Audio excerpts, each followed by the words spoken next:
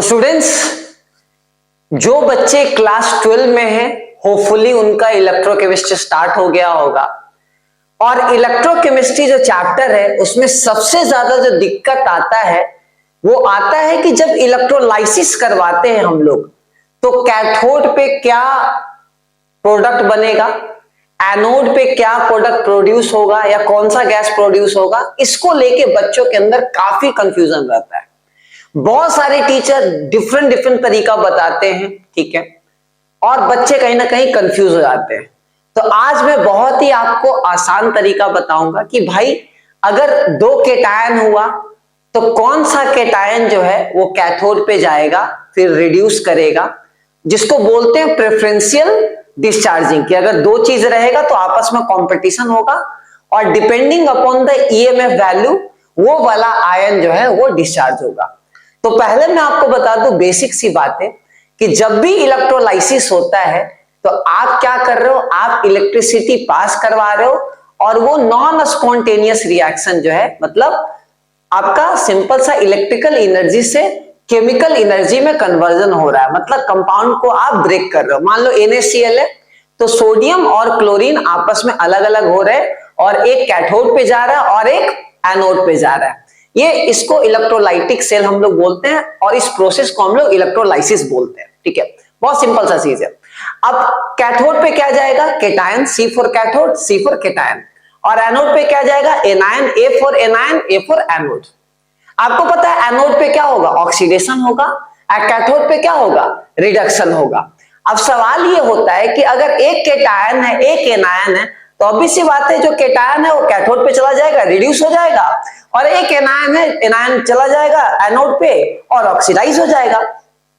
लेकिन अगर उसके साथ कोई दूसरा केटायन है, दो केटायन है, दो एनायन है, तो दोनों के बीच में कंपटीशन होगा, दोनों केटायन के बीच में आपस में कंपटीशन होगा, दोनों एनायन के बीच में आपस में कंपटीशन होगा, और वो किस पे डिसीजन जाएगा, वो डिसीजन जाएगा आपका एसआरपी वैल्यू, मतलब स्टैंडर्ड रिडक्शन पोटेंशियल के वैल्यू पे या स्टैंडर्ड ऑक्सीडेशन पोटेंशियल के वैल्यू पे। इसके अकॉर्डिंगली आपका हम लोग डिसाइड करेंगे कौन सा केटायन डिस्चार्ज होगा या कौन सा एनायन डिस्चार्ज होगा। तो चलो आगे बढ़ते हैं। तो ये मेरे सामने एक स्लाइड है, तो खैर ये बेसिक सा चीज है कि इलेक्ट्रोलाइसिस क्या होता है। तो साफ दिखा है phenomena in which passage of current through an electrolyte, आप करंट इलेक्ट्रिसिटी पास कर रहे हो और नॉन स्पॉन्टेनियस रिएक्शन हो रहा है।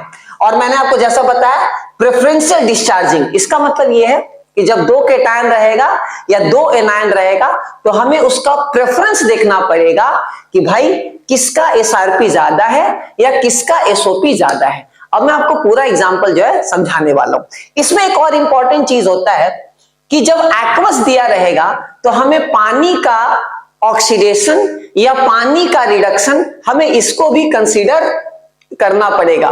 तो मैं एक एग्जांपल से आपको समझाने वाला हूं। तो चलो सबसे पहले एक काम करते हैं, व्हाइट बोर्ड पे चलते हैं ताकि पूरा डिटेल में मैं आपको समझा पाऊं। तो सबसे पहले है, मान लो हम लोग NaCl ले लिए, NaCl मोल्टेन फॉर्म में है, ये एक्वस फॉर्म में नहीं है, और यहां हम लोग इलेक्ट्रोलाइसिस करवा रहे हैं। ये वाला जो पार्ट है ये एनोड है और ये वाला पार्ट क्या है, कैथोड है। सिंपल सा चीज है, हम लोग इसको पॉजिटिव और निगेटिव इस टाइप से कनेक्ट कर दिए, ठीक है। अब यहां सिंपल सा मोल्टेन फॉर्म में NaCl है, दो पार्ट में ब्रेक होगा, A फॉर एनायन, ठीक है, C फॉर केटायन। तो केटायन कहां चला जाएगा, Na+ यहां चला जाएगा, बिकॉज निगेटिव पॉजिटिव आपस में अट्रैक्ट करेगा, और ये कहां चला जाएगा, Cl- यहां चला जाएगा, ठीक है। अब ऑब्वियस सी बात है एनोड पे क्या होगा, एनोड पे क्या होगा, आपका ऑक्सीडेशन होगा, तो Cl- से क्या बन जाएगा, Cl2 बन जाएगा। यहां कोई कंपटीशन नहीं है, आपका इलेक्ट्रॉन रिलीज हो जाएगा, ठीक है। आप 2 से मल्टीप्लाई कर सकते हैं, ऐसे भी लिख सकते हैं, तो कोई दिक्कत नहीं है। और ये क्या हो जाएगा, इसको मैं ऐसे भी लिख देता हूं, 2Cl-, ये Cl2 और ये आपका 2 इलेक्ट्रॉन, कोई इशू नहीं है, ओके। अच्छा, कैथोड पे क्या होगा, कैथोड पे रिडक्शन होगा, कैथोड पे Na+ जो है वो इलेक्ट्रॉन गेन करेगा और सोडियम बना लेगा, ठीक है ना। तो धीरे धीरे यहां सोडियम डिपॉजिट हो जाएगा और यहां Cl2 गैस लिबरेट हो जाएगा। तो यहां तो कोई कंपटीशन नहीं है, यहां कोई भी कंपटीशन नहीं है, एक ही केटायन है, एक ही एनायन है। लेकिन अगर मैं बोल देता कि NaCl एक्वस, तो एक्वस है इसका मतलब पानी भी आ गया। तो इस केस में अगर मैं बोलूं तो कैसे सोचते, एक तरफ है एनोड और एक तरफ है कैथोड। एनोड पे क्या आएगा, एनायन। एनायन कौन कौन सा है, Cl माइनस और है OH माइनस। अभी मैं इसको OH माइनस लिख रहा हूं, अभी फिलहाल आप ध्यान से OH माइनस मैंने लिखा है क्योंकि पानी से क्या आ रहा है, OH माइनस आ रहा है। कैथोड पे क्या आएगा, Na प्लस और H प्लस। ठीक है, अब यहां क्या है, कंपटीशन होगा। कंपटीशन क्या होगा कि भाई Cl माइनस का ऑक्सीडेशन होके Cl2 निकलेगा या OH माइनस का ऑक्सीडेशन होके O2 गैस निकलेगा। और हम लोग OH माइनस का ऑक्सीडेशन ना बोल के हम पानी का ऑक्सीडेशन बोलेंगे। क्या बोलेंगे, वाटर का ऑक्सीडेशन बोलेंगे। वाटर का ऑक्सीडेशन होने से क्या निकलता है, O2 गैस निकलता है। और यहां क्या होगा, Na प्लस का रिडक्शन होगा या H प्लस का रिडक्शन होगा ताकि H2 गैस बने। तो यहां भी आपका कंपटीशन होगा Na प्लस और H प्लस के बीच में कि भाई किसका SRP ज्यादा है। अब हम लोग H प्लस डायरेक्टली ऐसे ना लिख के पानी का रिडक्शन लिखेंगे कि पानी का रिडक्शन होगा तो क्या निकलेगा, H2 गैस निकलेगा। और यहां पानी का ऑक्सीडेशन होगा तो हम लोग O2 गैस निकलेगा। अब कैसे पता करेंगे सर कि क्या वाटर का ऑक्सीडेशन होगा, ठीक है, एनोड पे, और कैथोड पे वाटर का रिडक्शन होगा या नहीं होगा दूसरे आयन के कंपैरिजन में, ये कैसे पता करेंगे। तो इसको पता करने के लिए आपको बहुत ही सिंपल सा चीज फॉलो करना पड़ेगा कि यहां देखना पड़ेगा SRP वैल्यू, भाई किसका SRP ज्यादा है, और यहां देखना पड़ेगा SOP वैल्यू कि किसका SOP ज्यादा है। जिसका SRP ज्यादा रहेगा वो वाला केटायन रिड्यूस होगा, जिसका SOP ज्यादा रहेगा वो वाला एनायन ऑक्सीडाइज होगा। फिर से सुनो, केटायन की बात करें तो जिसका SRP ज्यादा होगा, स्टैंडर्ड रिडक्शन पोटेंशियल, वो वाला क्या होगा, रिड्यूस होगा। और जिसका स्टैंडर्ड ऑक्सीडेशन पोटेंशियल ज्यादा है तो वो वाला एनायन ऑक्सीडाइज होगा। सिंपल सा आसान भाषा में। चलो तो मैं इसको प्रोडक्ट लिखता हूं, कैसे करेंगे। मान लो NaCl एक्वस है, क्या है, NaCl एक्वस है, तो एनोड पे क्या आएगा, एनोड पे दो चीज आएगा, एक Cl माइनस आएगा और OH माइनस आएगा। अब हमें देखना है कौन सा, किसका SRP ज्यादा है, क्या है। तो SOP, यहां SOP देखेंगे और यहां क्या देखेंगे, SRP देखेंगे। Na प्लस का ज्यादा है या H प्लस का ज्यादा है। तो मैं आपको बता दूं कि Na प्लस सोडियम इलेक्ट्रॉन अगर गेन करेगा तो क्या बनाएगा, सोडियम बनाएगा। इसमें जो पोटेंशियल यूज होता है वो -2.71 वोल्ट के आसपास होता है, ठीक है ना, इतना पोटेंशियल जो है लगेगा। और अगर पानी का रिडक्शन करोगे, मतलब H प्लस का रिडक्शन करोगे, H2 गैस बनेगा, ठीक है ना, इसका वोल्टेज 0 होता है, ठीक है। लेकिन ये वाला चीज को ऐसे ना लिख के हमें ऐसे लिखना है कि वाटर का अगर रिडक्शन होगा तो क्या बनेगा, H2 गैस बनेगा। क्या बनेगा, H2 गैस बनेगा। और ये OH माइनस, बैलेंस में कर लेता हूं आपका, सिंपल सा यहां मैं बैलेंस कर देता हूं, ठीक है, ठीक है, और ये ठीक है, ये बैलेंस हो गया। अगर मैं पानी को रिड्यूस करवाता हूं तो मेरा जो रिडक्शन पोटेंशियल है वो है -0.83 वोल्ट। मतलब अगर मुझे वाटर को रिड्यूस करना है तो कितना वोल्टेज लगेगा, -0.83 वोल्ट।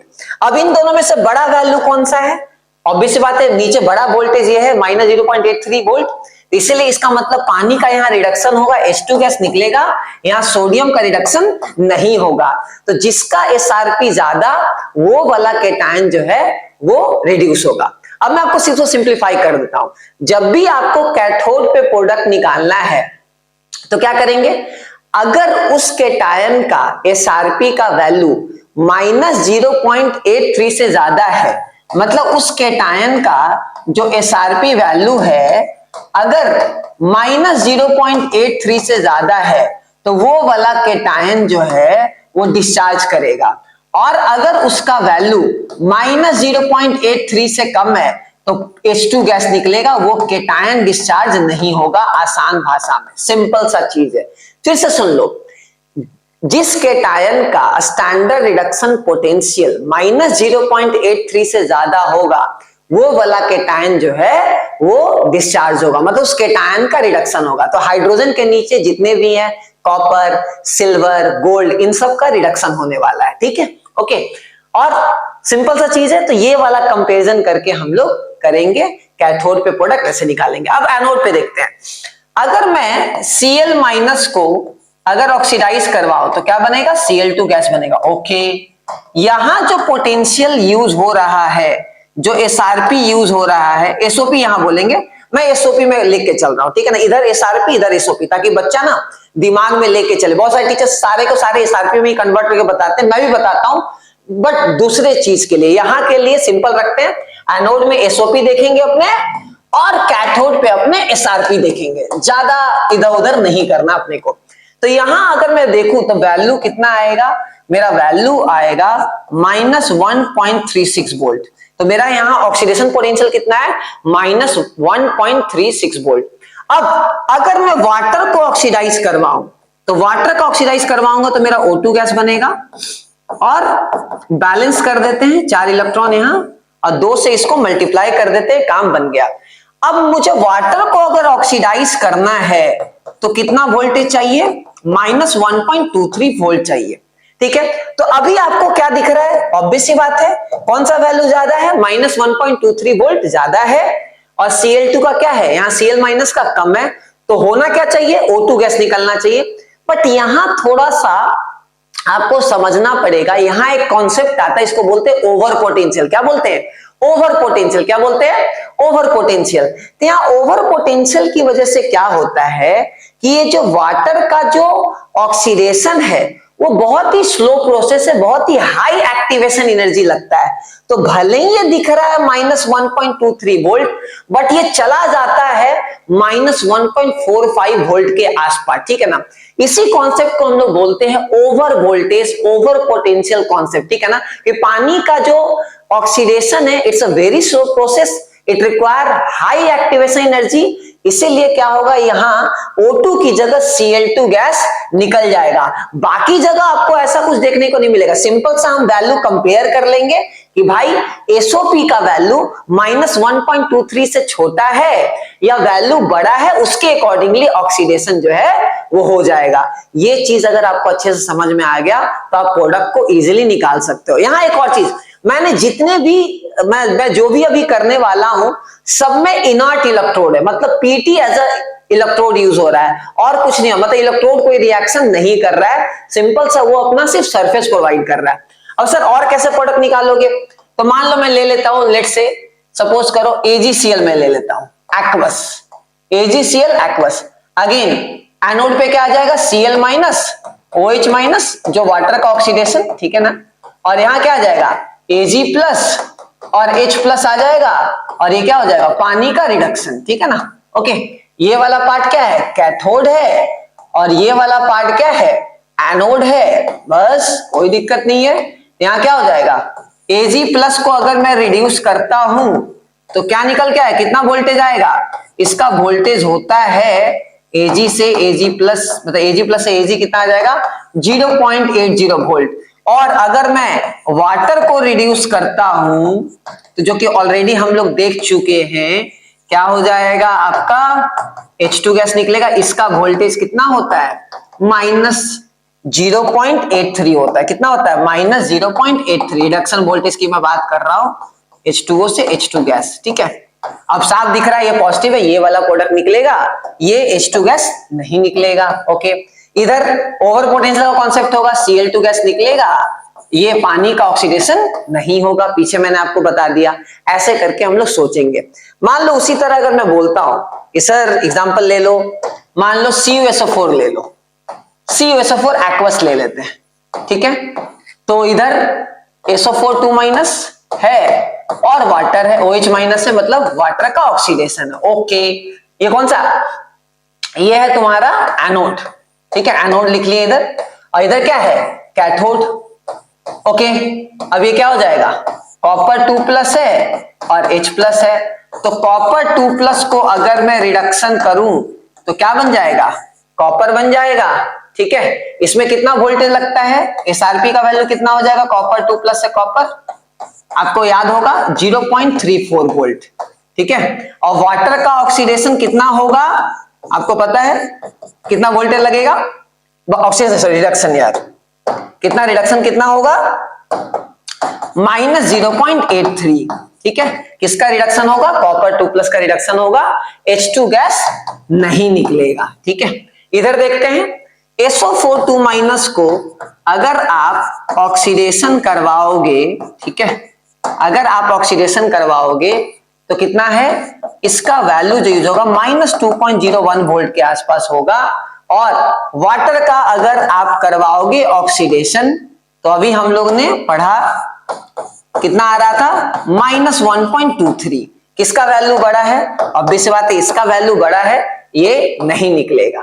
ठीक है ना, तो ये वाला चीज आपको कॉन्सेप्ट समझ में आना चाहिए कि वाटर का ऑक्सीडेशन और वाटर के रिडक्शन के अकॉर्डिंगली हम लोग प्रेफरेंस को पता करते हैं। यहाँ एक और क्वेश्चन आता है, कॉपर 2+ ब्लू कलर का होता है।